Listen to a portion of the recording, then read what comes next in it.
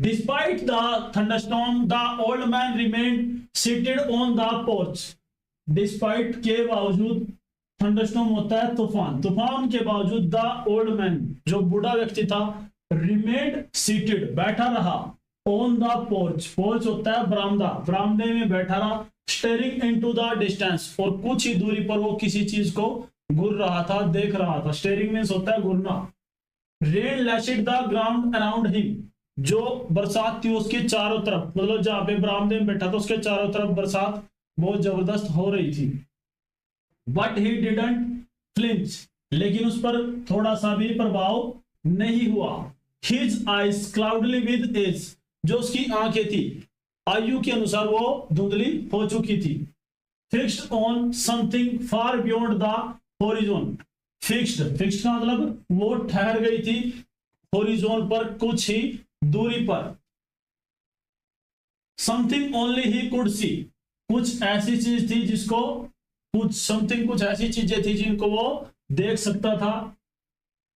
The storm was loud, जो तूफान था वो बहुत ही तेज था। बट वट एवर, देखिए बहुत अच्छी लाइन है, but what ever accord in his mind was louder, तूफान तेज था लेकिन जो उसके मन के अंदर चला हुआ था वो उससे भी तेज था।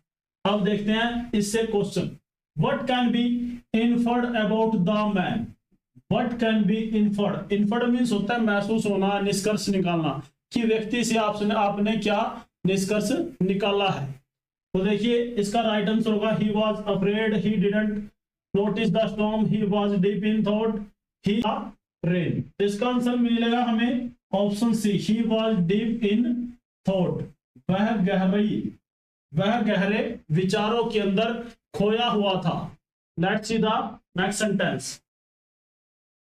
Rewrite the following sentence in a passive voice, कि हमें रीराइट करना है किसको, जो ये पैसिव वॉइस, एक्टिव वॉइस हमें गिवन है, इसका हमें क्या बनाना है, पैसिव वॉइस बनाना है। तो कैसे बनेगा है, और इसका बनाने का हमारे पास तरीका है, और तरीका क्या है, subject plus verb plus object हमारे पास होता है, और ये क्या हो जाता है, इंटरचेंज हो जाता है, वो यहाँ पे वर्ब का इस्तेमाल होगा, ऑब्जेक्ट यहाँ पे आ जाता है, सब्जेक्ट यहाँ पे, ये हम इस्तेमाल करते हैं।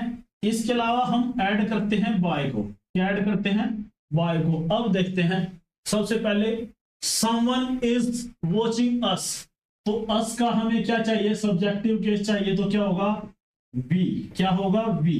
और वी के अकॉर्डिंग देखिए यहाँ पे इज है, इज समवन के अकॉर्डिंग आया, समवन क्या है, सिंगुलर है, तो इज यहाँ पे क्या है, सिंगुलर है, लेकिन हमें वी के अकॉर्डिंग चाहिए तो हम यहाँ पे यूज करेंगे आर, वी आर।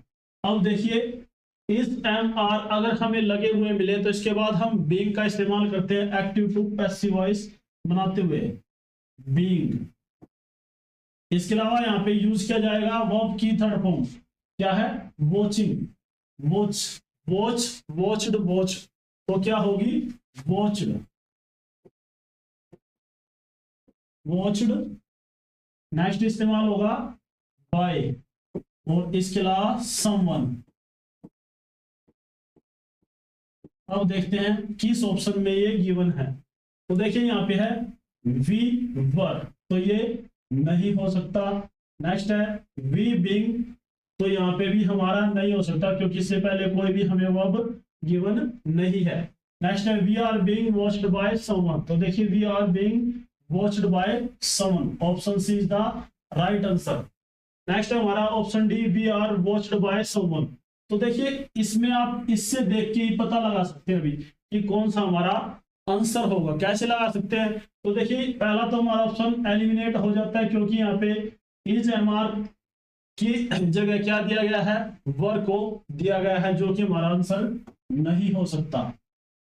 नेक्स्ट बात करें, बीइंग से पहले कोई ना कोई वर्ब आती है, is am are was were आती है, तो यहाँ पे गिवन नहीं है, तो ये भी हमारा ऑप्शन नहीं हो सकता। We are being watched by someone, तो ये हमारा बिल्कुल ठीक है, ये तो हमने सोल्व कर लिया।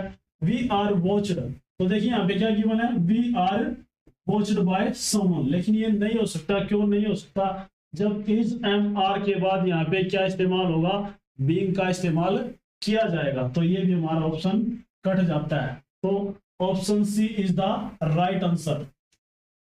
Let's see the next sentence, which of the following is correctly spelled. इनमें से हमें बताना है कि कौन सा वर्ड बिल्कुल स्पेलिंग सही है, कौन सा वर्ड ऐसा है जिसकी स्पेलिंग सही है।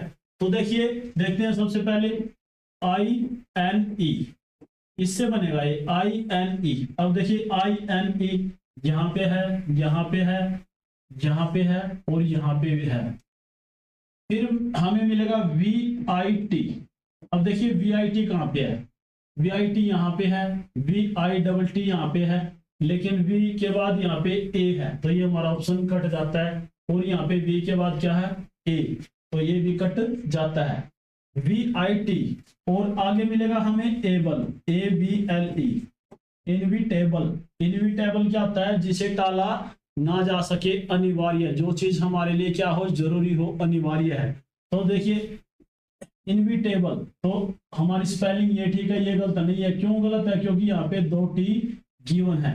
Inevitable option B is the right answer, right spelling हमारी, जिसका मतलब क्या होता है, जिसे टाला ना जा सके।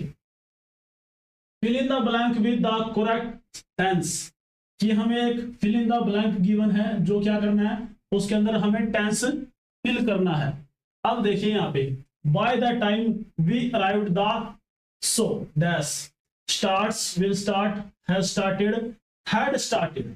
अब देखिए यहाँ पे, अगर आपको वर्ब की फॉर्म के बारे में पता है तो आप टेंस का अंदाजा लगा सकते हैं कि यहाँ पे कौन सा टेंस पूछा गया है। तो देखिए यहाँ पे गिवन है वी अराइव्ड, कि हम पहुंच गए थे। अराइव्ड कौन सी फॉर्म है, V2, क्या है, वर्ब की सेकंड फॉर्म है।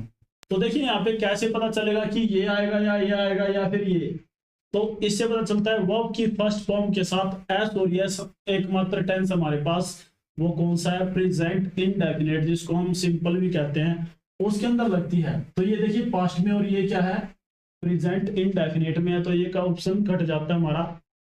नेक्स्ट है हमारा बी, विल स्टार्ट, फ्यूचर की बात है, लेकिन टेंस यहाँ पे क्या शो कर रहा है, पास्ट को शो कर रहा है, तो हमारा ये ऑप्शन भी कट जाता है। अब देखिए यहाँ पे क्या, हैज स्टार्टेड, और यहाँ पे क्या, हैड स्टार्टेड। हैज स्टार्टेड ये कौन सा टेंस है, ये हमारे पास टेंस है प्रेजेंट परफेक्ट टेंस, तो ये इसके अंदर इस्तेमाल नहीं होगा। तो हमारे पास एक ही ऑप्शन बचता है, ऑप्शन डी, हैड स्टार्टेड। तो यहाँ पे क्या होगा, हैड स्टार्टेड इस्तेमाल होगा, option D is the right answer. तो इस तरीके से अगर आपको वर्ब की फॉर्म्स की पहचान है, तो इस तरीके के क्वेश्चन आप बहुत ही आसानी के साथ सोल्व आउट कर सकते हो। Let's see the next sentence, in which sequence should the following sentences be arranged to form a cohesive passage। तो हमें 4 यहाँ पे लाइनें गिवन है, जो हमें क्या करनी है, सीक्वेंस वाइज अरेंज करनी है। क्या करनी है, सीक्वेंस वाइज अरेंज करनी है। सबसे पहले इनके ऑप्शंस पे नजर डालें, 3, 2, 1, सेकंड। तो देखिए सबसे पहले क्या है, सेकंड से चेक करते हैं। अभी किसे चेक करेंगे, सेकंड से, क्योंकि यहाँ पे 2 ऑप्शन एलिमिनेट हो जाएंगे आसानी से। His parents encouraged him to try again. He failed the mathematics test. He studied hard for the next one. Eventually he passed with good marks। तो देखिए बिल्कुल आसान पैराग्राफ यहाँ पे गिवन है, जो लाइनें गिवन है यहाँ पे। अब देखिए यहाँ पे सेकंड से चेक करते हैं। अभी सेकंड से शुरुआत किसकी होगी, he failed the mathematics test। तो यहाँ पे सबसे पहले सेकंड, कि वो किसके अंदर फेल हो गया था, मैथमेटिक्स के टेस्ट के अंदर फेल हो गया था। His parents encouraged him to try। अब देखिए फर्स्ट यहाँ पे गिवन है, लेकिन यहाँ पे क्या है, थर्ड। वह मैथमेटिक्स के टेस्ट में फेल हो गया था, उसके जो माता पिता थे उन्होंने उसको एनकरेज किया। एनकरेज मीन्स क्या होता है, उत्साह बढ़ाना। दोबारा से उसका क्या बढ़ाया, उत्साह बढ़ाया। He studied hard for the next one। तो अभी देखिए यहाँ पे क्या है, थर्ड आया है। तो सेकंड, फर्स्ट और थर्ड, सेकंड फर्स्ट, देखिए यहाँ पे थर्ड आया तो फर्स्ट। तो ऑप्शन बी देखते हैं, भाई हमारा ये बनने वाला है लगभग। जो उनके माता पिता थे उन्होंने उसका उत्साह बढ़ाया, he studied hard for the next, और उसने क्या की, नेक्स्ट एग्जाम के लिए, नेक्स्ट टेस्ट के लिए बहुत ही मेहनत की। Eventually he passed with good marks. और लास्ट में क्या आएगा, ऑप्शन 4। तो देखिए यहाँ पे बिल्कुल आसानी के साथ अरेंज हो गया है कि वह फेल हो गया मैथमेटिक्स के टेस्ट में, उसके माता पिताजी ने उसका उत्साह बढ़ाया, उसने और मेहनत की, और लास्ट में क्या होता है, वो बहुत ही अच्छे नंबरों के साथ पास हो जाता है। तो ये इसका हमारा सीक्वेंस रहेगा, option B is the right answer.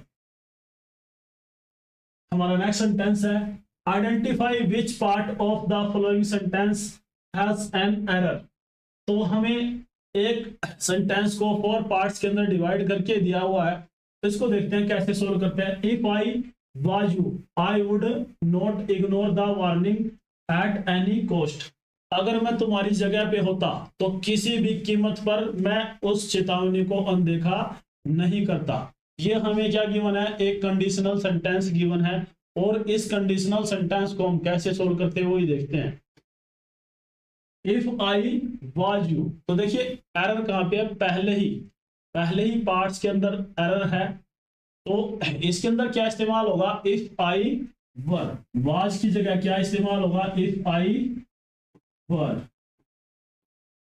If I were you I would not ignore the warning at any cost.